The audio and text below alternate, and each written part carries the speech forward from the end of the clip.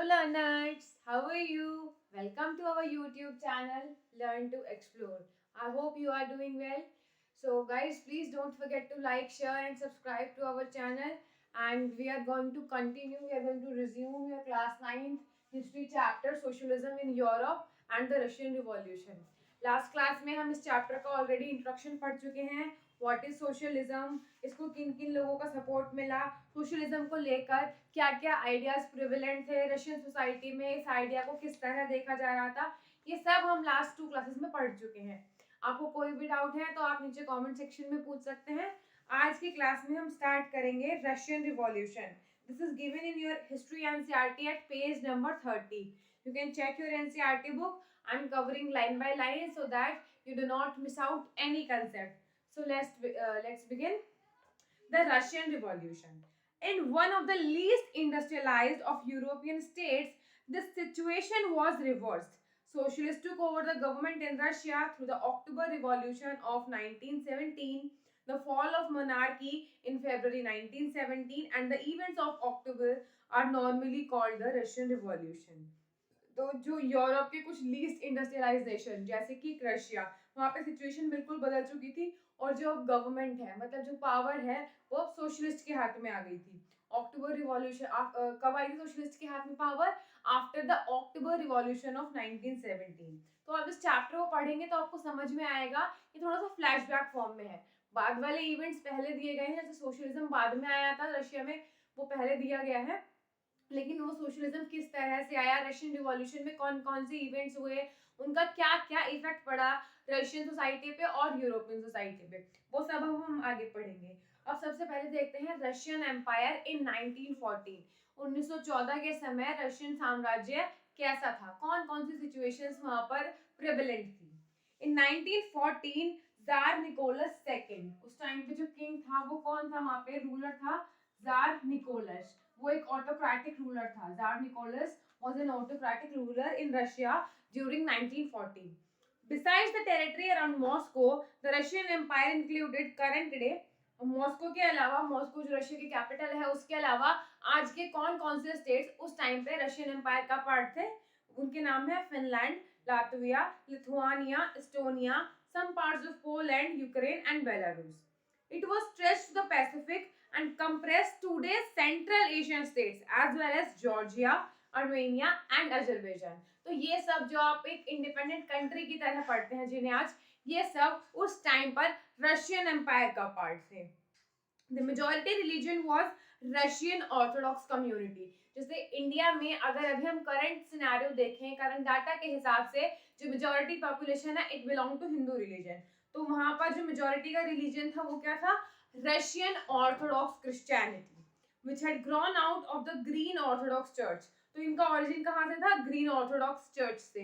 But the empire also included Catholics, Protestants, Muslims and Buddhist. यहाँ पे majority तो Orthodox Christianity है, लेकिन इसके अलावा बाकी रिलीजन्स के लोग भी एम्पायर में हैं. कौन कौन से हैं, कैथोलिक्स हैं, प्रोटेस्टेंट्स हैं, मुस्लिम्स हैं एंड बुद्धिस्ट हैं. ये सभी लोग रशियन एम्पायर में रह रहे थे.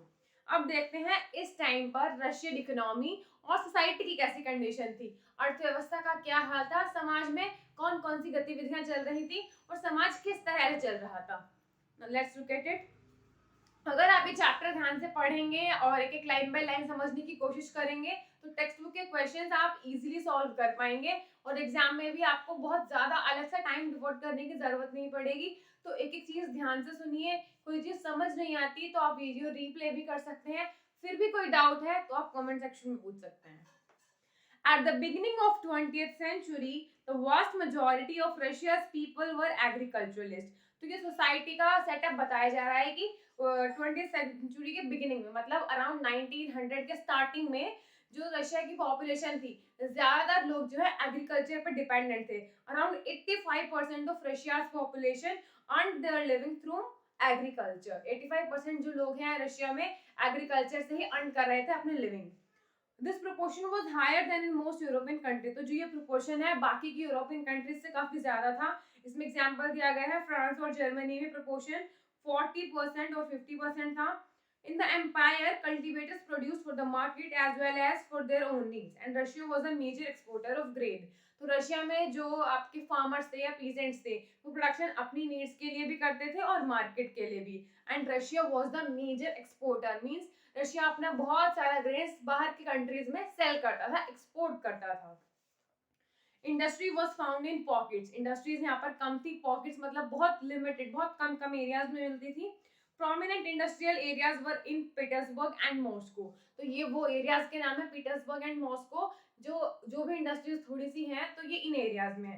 Craftsmen undertook much of the production, but large factories existed alongside craft workshops. ज्यादातर जो काम है क्राफ्ट्समैन यानी कारीगर करते थे, लेकिन लार्ज फैक्ट्रीज भी थी क्राफ्ट वर्कशॉप्स के आसपास. Many factories were set up in 1890s when Russia's railway network was extended and foreign investment in industry increases. 1890s के टाइम पर, मतलब जब आपकी 19th सेंचुरी लगभग खत्म हो रही है, रेलवे का एक्सपेंशन हुआ रशिया में और काफी फैक्ट्रीज सेटअप हुई.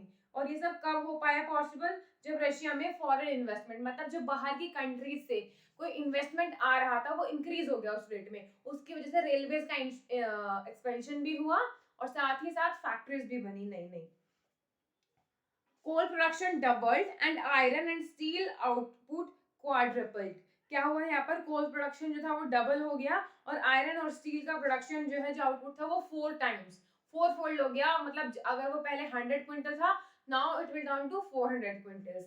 It was now the fourth time. By 1900, in some area, factory workers and craftsmen were almost equal in number.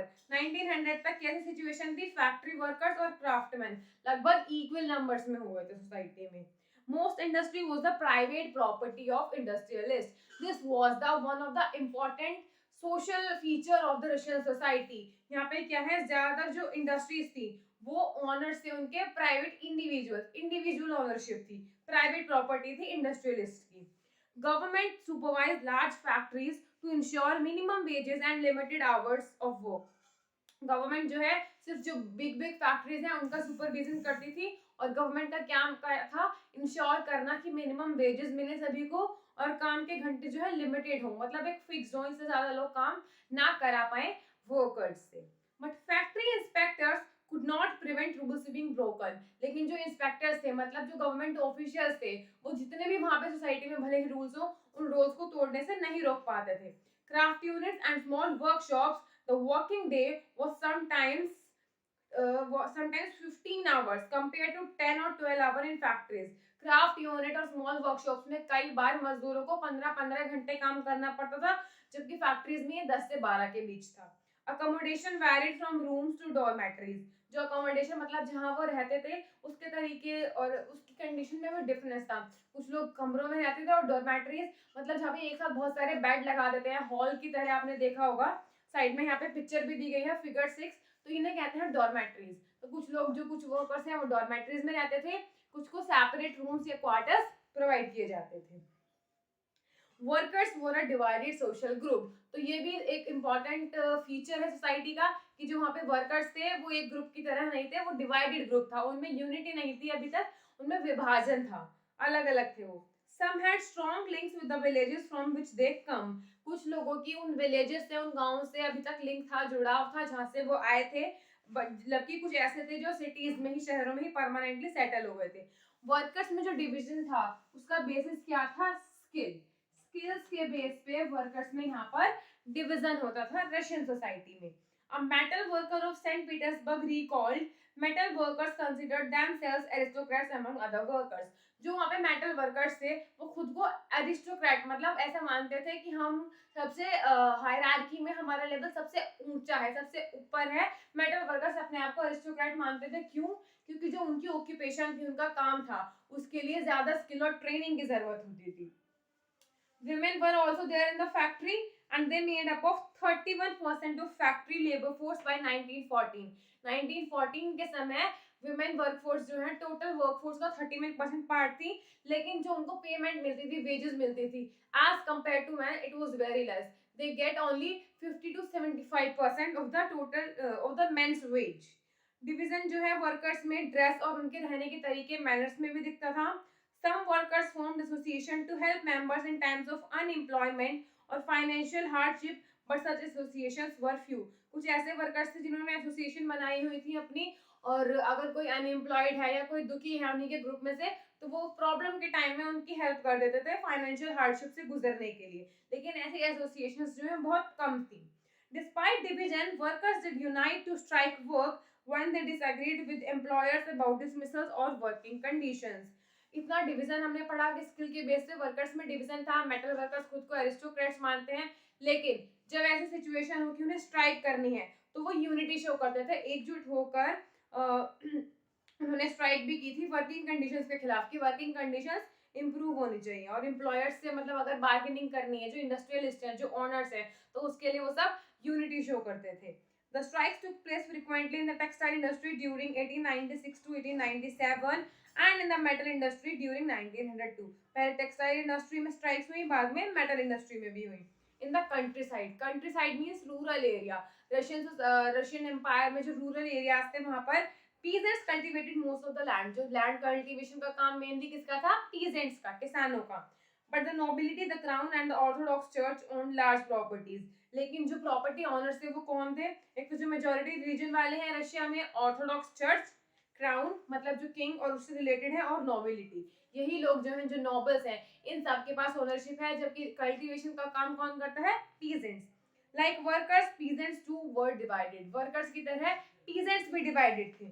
They were also deeply religious, but except in a few cases, they had no respect for the nobility.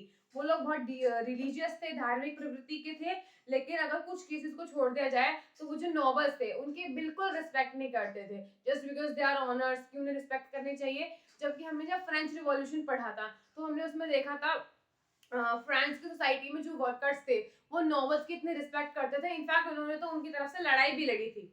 यही इसमें आगे दिया हुआ है। Nobles जो है उनको power रिजार्ड से मिली थी, किंग से मिली थी, और लोकल पॉपुलैरिटी मतलब वो कितने फेमस है, कितने पॉपुलर हैं वर्कर्स के बीच, इससे उन्हें फर्क नहीं पड़ता था।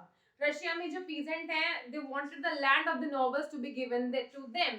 रशिया में जो पीजेंट्स हैं वो चाहते थे नोबल्स या फिर ये जो ऑर्थोडॉक्स चर्च, ये सब जो लोग हैं किंग से रिलेटेड या नोबल्स हैं, इनके पास जो लैंड ऑनरशिप है ये सब ट्रांसफर करके ये लैंड पीजेंट्स को दे दी जाए।